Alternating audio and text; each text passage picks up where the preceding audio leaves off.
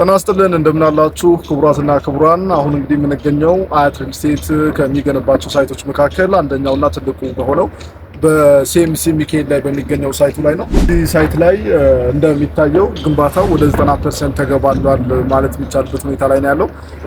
በዚህ ሳይት ላይ እንግዲህ ከትናንሽ ካሬ ጀምሮ እስከ ትላልቅ ካሬ ድረስ ቤቶች ተሽጠዋል። አሁን ግን ጥቂት ቤቶች ወጥተዋል። ምናልባት በእነሱ ዙሪያ ፍላጎትም ካላችሁ ለመግለጽ ያክል ነው።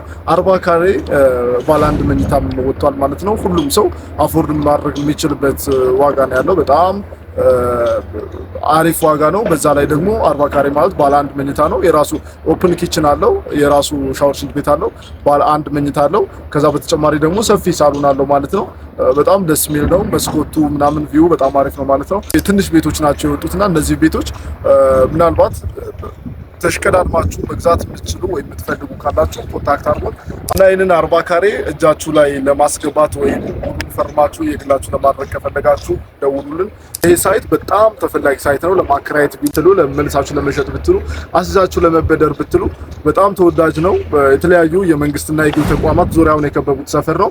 መዝናኛዎች፣ ኢንተርቴንመንቶች፣ የህፃናት መጫወቻዎች፣ ትምህርት ቤቶች ከ10 በላይ ኢንተርናሽናል ስኩሎች አሉ በዙሪያው። እነ ጊብሰን፣ እነ ሂልሳይድ፣ እነ ማልት፣ እነ ስኩል ኦፍ ቱሞሮ በጣም ብዙ ትምህርት ቤቶች ናቸው ያሉት። መዝናኛዎችም አሉ። እንደሚታወቀው ጋስት ኢንተርቴንመንት ፊት ለፊቱ ነው ያለው። ኢትዮጵያ ውስጥ ካሉ ትላልቅ ከሚባሉ የኢንተርቴንመንት ማዕከላት ወይም ሞሎች መካከል አንደኛው ጋስት ነው። የህፃናት መጫወቻ አለው፣ ሲኒማ አለው። ይህም አጠገቡ ላይ ነው የሚገኘው። የሃይማኖት ተቋማት ደግሞ እንደምናውቀው ሲኤምሲ ሚካኤል በሚካኤል ቤተክርስቲያን የሚታወቀው ትልቁ አዲስ አበባ ውስጥ ካሉ ትላልቅ ቤተክርስቲያኖች መካከል አንደኛው ነው ለኦርቶዶክስ አማኞች።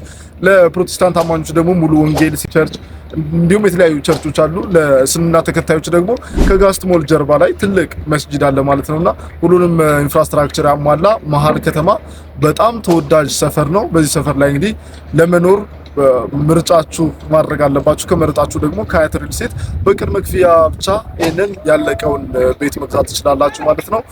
40 ካሬው ምን ይመስላል የሚለውን እንግዲህ ከዚህ ቀጥሎ እናያለን። በሲኤምሲ ሚካኤል የሚገኘው ከሲኤምሲ ሚካኤል ቤተክርስቲያን ጀርባ የሚገኘው የአያት ሪል ስቴት ግንባታ ላይ የሚገኘው 40 ካሬ ባለ አንድ መኝታ ይሄንን ይመስላል። ይሄኛው የምናየው ሳሎኑ ነው። ከላይ ደግሞ ያው ዋየሮች ምናምን ሊዘረጉ ተዘጋጅተዋል ማለት ነውና በጣም ጥንቅቅ ብሎ የተሰራ ነው።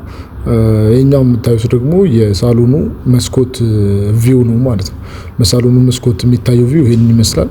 ሙሉ ከተማውን ቁልጭ አድርጎ ነው የሚያሳየው። በጣም ያምር ነው። በጣም ደስ የሚል ነው። በተለይ ንጹህ አየር ነፋሻማ ሰፈር ስለሆነ ንጹህ አየር ያገኛል። ናቹራል ላይት ደግሞ በጣም በበቂ ያገኛል ማለት ነው። በተለይ ደግሞ የጠዋት ፀሐይ በደንብ ነው የሚያገኘው። የጠዋት ፀሐይ ደግሞ ምን ያክል አስፈላጊ እንደሆነ ይታወቃልና በጣም የሚያገኘው። ይሄኛው ደግሞ ኦፕን ኪችን ነው። ኦፕን ኪችን ይሄንን ይመስላል። ከዛ ደግሞ ወደ መጀመሪያው መኝታ ክላስ ስንገባ ደግሞ ይሄንን ይመስላል። የመጀመሪያው መኝታ ክላስ በጣም የሚያምረው አንደኛው ክፍል ማለት ነውና በጣም ጸዴ ነው። ቻክ ምናምን ተቀብቶ እንግዲህ አልቋል እንደምታዩት ነው። አሁን የሚቀረው ምንድነው መስኮቱና በሩን መግጠም ነው፣ እንዲሁም መሬቱን ሊሾ መግጠም ነው ማለት ነው። በመኝታ በኩል የምታገኙት ቪው ከቅድሙ ተመሳሳይ ነው። ወደ ከተማ ነው ቁልጭ አድርጎ የሚያሳየው። ወደ ፍየል ቤት፣ ወደ ተባበሩት፣ ወደ ወሰን፣ ከወሰን ቀጥሎ ያለው ካራ ምናምን የሚባሉ ሰፈሮችን በደንብ ነው የሚያሳየው ማለት ነው። እስከ ጫካ ፕሮጀክት ድረስ በደንብ አሪፍ ቪው አለው ማለት ነው። እና አንደኛው መኝታ ክላስ ደግሞ ይሄንን ይመስላል። ከዛ ቀጥሎ ያለው ደግሞ ምንድነው ሻወር ሽንት ቤት ነው ማለት ነው። ባዝሩም አለው። ባዝሩሙ ደግሞ ይሄንን ይመስላል። ባዝሩሙም በጣም ሰፊ ነው፣ በቂ ነው። 40 ካሬ ሆኖ እንግዲህ ከዋጋውም አንጻር ስታዩት በጣም አሪፍ ነው። በቂ ባዝሩም ነው ያለው ማለት ነው። እና ያው ይሄንን ይመስላል።